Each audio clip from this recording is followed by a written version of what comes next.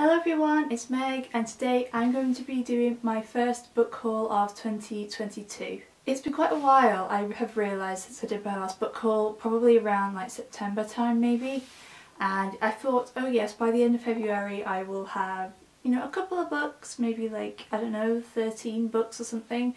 Turns out when I got all my books together for this video that I have 22 books to talk about in this video. And I actually haven't read most of them for once. Usually but when I do a book haul I've actually read most of the books, but I haven't on this occasion. This is an accumulation of all the books that I bought at the end of 2021 and all the books I have bought so far this year. I do have another book I've just realised that I am going to be picking up in the next couple of days, but I'll include that in my next book haul. So yes, I honestly wasn't expecting it. The thumbnail was a struggle, so let's just honestly get straight into it and talk about the books that I have accumulated at the end of last year and this year so far. I might as well start at the top of this tall stack that I have right next to me. So the first two books I have in non-fiction, which are The Secret and The Power by Rhonda Byron. I can't see the last name properly because it's in like fancy script writing. But obviously I feel like most people have heard of these books, especially The Secret at any rate. They are books about law of attraction and like spirituality, which I am personally into. I'm not like super deep dived into it, but I am definitely interested in like the law of attraction, all this sort of thing. And this is just a book I've been so intrigued by. There is a film which I have watched based on the book, but these were in a little book nook that we have at work where it's kind of like you pay like £2 for a couple of books, something like £1 for like 2 books or something. So I saw these and I thought I might as well get them because I've been so intrigued for a while. So I don't know when I'm going to read these, but at some point soon, and hopefully I will get a lot out of it. That would be really interesting. And like I say, just because they are so popular, these books, I just have wanted to read them for so long and see what they are all about. Might as well stick with the second-hand book theme whilst we're going for it. So the next book is Miss Austen by Jill Hornby, and I saw this when I went to York at Christmas in a second-hand bookshop. I think it was an Oxfam bookshop, and I've seen this about a little bit and I saw it in the shop and it's like, you know what, I'm just going to get it. And from what I gather, this takes place, it's a fiction story based on real life, and I think it follows Jane Austen's sister Cassandra after Jane has passed away. And I've heard there's some sort of secret that Cassandra has. I've heard about this in real life, but I don't really know what it's about. There's some sort of secret she has that relates to Jane. I don't really know what that is though. So this just seems to me like a really interesting story, and you all know I love Jane Austen, so I just thought I would pick this up. Continuing with the Jane Austen theme, I have Sensibility by Donna Trollope, which apparently is a modern day Pride and Prejudice retelling. My mum read this before me and she said it was pretty good. And I've never really come across any Sense and Sensibility retellings, so I was intrigued and it seemed like a fun time. I don't know when I'm going to read it. I definitely want to try and read this soon because every now and again I just get in that like mood, that vibe to read something Jane Austen related, whether it's directly from her or like a retelling. So very much intrigued by this and hopefully I will enjoy it. Next we have This Time Next Year by Sophie Cousins, and I actually wanted to read this during New Year because this book doesn't take place all the time during New Year, but it starts at New Year because our two main characters are born on New Year's Eve in the same hospital, and it's a romance. Don't know much more than that, but it's one of those books that definitely floats around BookTube and like the book community during like the Christmas and New Year period. So obviously I wanted to get to it. I did buy this in November when I was away, and unfortunately I didn't end up reading it, and I just didn't want to read it in January. It just didn't feel like the right time, even though you could obviously read this book any time of the year. So I will definitely read it around the new year, like this coming year. Now I have some poetry collections, and the first one that I have is Watering the Soul by Courtney Pepperell, however you prefer to say it. I came across this book when Kat from Caterina Bambina read this in a vlog and she really loved it, and it just seemed like such a wonderful concept and a really beautiful book, so I decided to pick it up. and it's basically the stages of watering a soul. Like, there are illustrations in here, if I can find one, and like they just have really beautiful like drawings and stuff in it, and it seems like a really beautiful idea. This was kind of like a 3-star read for me in the end, because this sort of poetry that Courtney does, that I know a lot of poets do, I'm a bit hit and miss with. So on that occasion, even though I did tab it and there were some really lovely parts in here that I enjoyed, it wasn't my favourite. Unfortunately I didn't love it as much as Kat did, which is such a shame, but a really beautiful and lovely concept to base a poetry collection around. Then I also got The Sun and the Flowers by Rupi Kaur, which again I have read, and I have wanted to pick up Rupi's other works for ages. I have read Milk and Honey, I've read it twice, and I do really enjoy it. I didn't enjoy this book as much as Milk and Honey, unfortunately. There just weren't as many poems that I was into. Nonetheless, I still want to pick up Homebody. I feel like that is probably a collection I probably, hopefully at any rate, like a lot more than this. But I'm glad that I finally got to this, because I've been putting off buying this poetry book for ages. I don't know why, but I finally got it and I'm really glad that I did. And then the last poetry book is Cool as What We Carry by Amanda Gorman. Amanda is the poet who performed at Joe Biden's ceremony. I don't exactly know what it was called, but like when Joe Biden became president and there was that big ceremony that went on, she was the person who read a poem out then, and it was a very beautiful poem, and she did have that published in a book entirely on its own, but this is her first ever full length collection, and just because it was her I had to pick it up. And I don't really know what the theme is. I have read it briefly, but it seems like a really fun collection and probably lots of important topics it talks about. Looks like there's a lot of different formats and styles of poetry, so I'm really looking forward to getting to this. Time for the Pride and Prejudice theme, Jane Austen theme, to continue. Apparently I have a lot of those books in this haul, but the first one is Pemberton, the sequel to Pride and Prejudice by Emma Tennant. This is actually a second-hand book I forgot to include as well. Haven't read this yet, and like the title suggests, it is a sequel to Pride and Prejudice, which I'm also intrigued by because this is under 200 pages and it's very short, so I don't know what this is going to be like. My mum read it, she did like it. I think she said some of it was a little bit unbelievable, but I'm intrigued. Any Pride and Prejudice retellings I'm absolutely here for, so hopefully I can get to this soon. Then I have Pride and Prejudice, a retelling by Laura Wood, and this is a book that I kindly got sent to by the publisher Barrington Stoke, because this is a more accessible, dyslexia friendly retelling of Pride and Prejudice, obviously written by Laura Wood. And I did read this in a video, in a 24-hour readathon, which I will have up before this video, so I'll try and leave it in the description down below if you want to go and check it out. Very much enjoyed this though, and it's wonderful seeing such an accessible, well done retelling of one of my favourite stories. And then my definite final Pride and Prejudice retelling book on this haul is Mary B by Catherine J. Chen, which I'm actually currently reading for a video. Don't know if that'll be up before or after this vlog. I feel like it might be after, but we will see.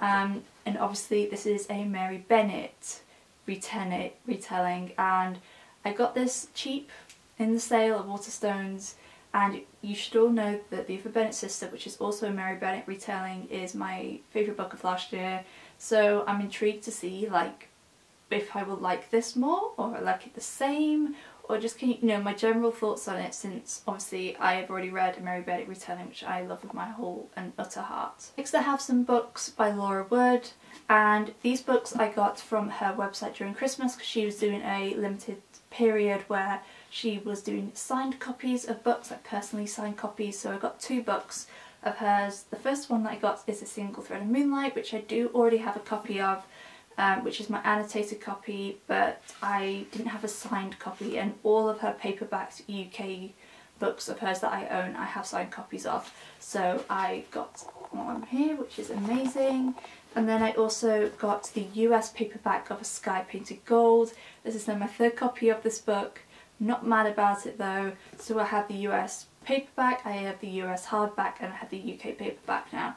And this is a beautiful floppy book, which is wonderful. And again, this is a personal signed copy, which I love, so very happy to have this. Next up I have Jo and Laurie by Margaret Stoll and Melissa De La Cruz, which I got sent by my wonderful friend Kira from Kira Foster for Christmas, so thank you so much, Kira.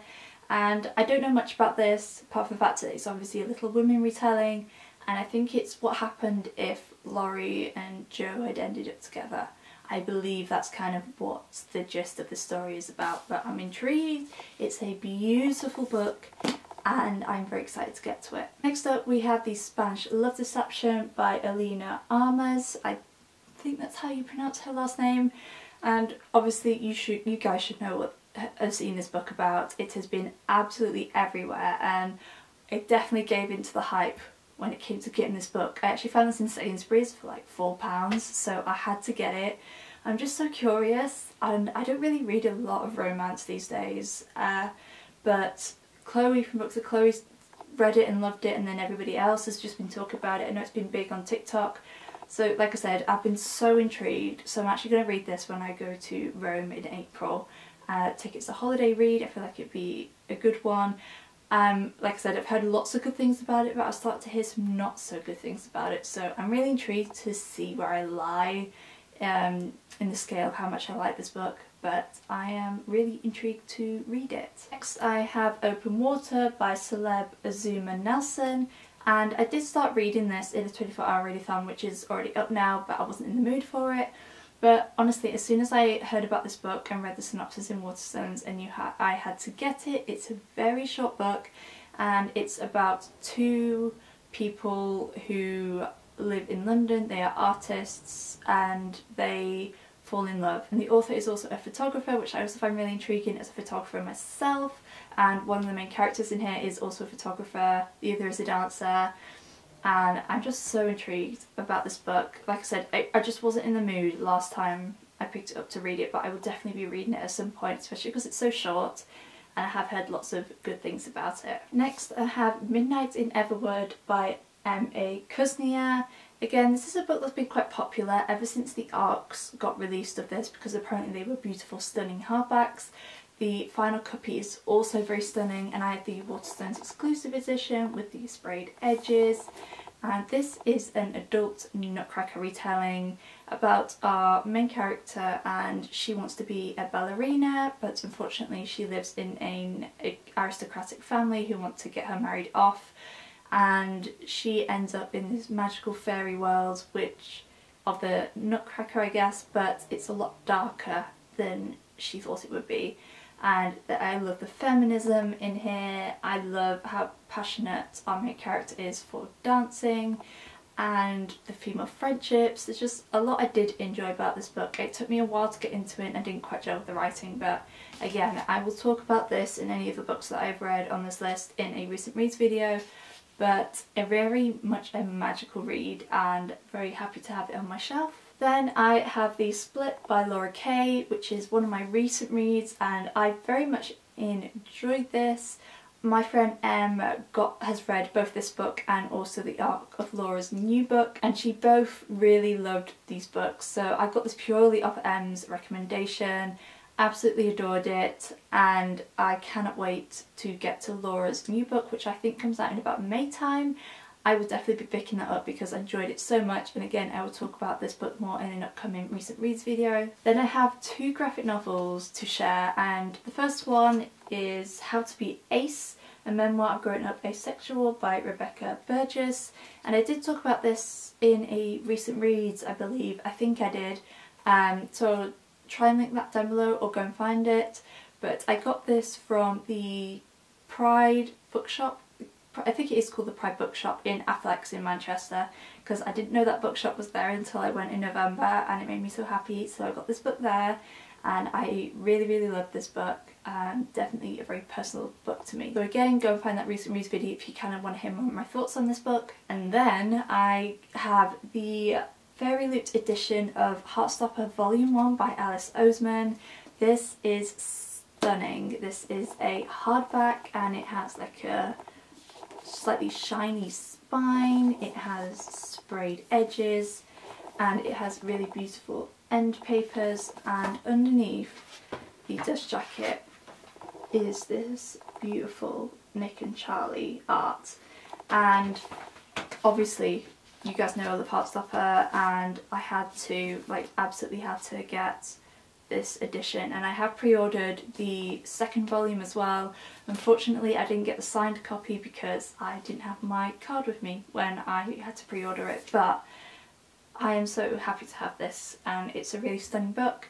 The second book is stunning, and I just can't wait for all the other editions to come out because they will just look so beautiful together. And then the last two books I'm going to talk about are some pre-orders that I have that have come out this year so far, so they are 2022 releases that I pre-ordered. I've not read either of these yet, but I'm definitely hoping to soon. So the first one is Musty Better by Kate Weston, which is the sequel to Diary of a Confused Feminist, which was one of my favourite books of 2020, and I reread it in a vlog as well, which you can go and find. But like I said, it's a sequel. This is like a YA. It's kind of like a rom-com. It's very funny, but it also tackles lots of different topics, especially like mental health and feminism and all that sort of thing. So I don't really know what this book is about apart from what it has said in the synopsis, which doesn't say like too much.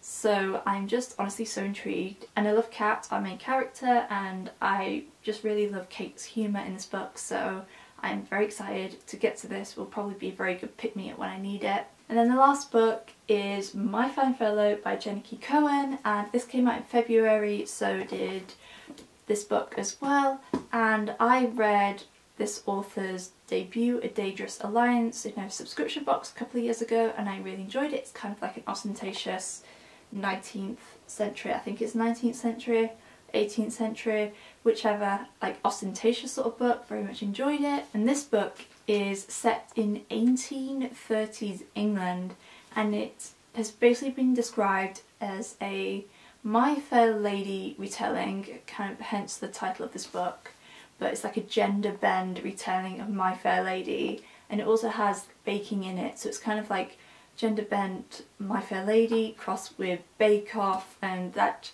sold me. As soon as I heard about this book, that absolutely sold me. I don't know any more than that. I do not want to know any more than that.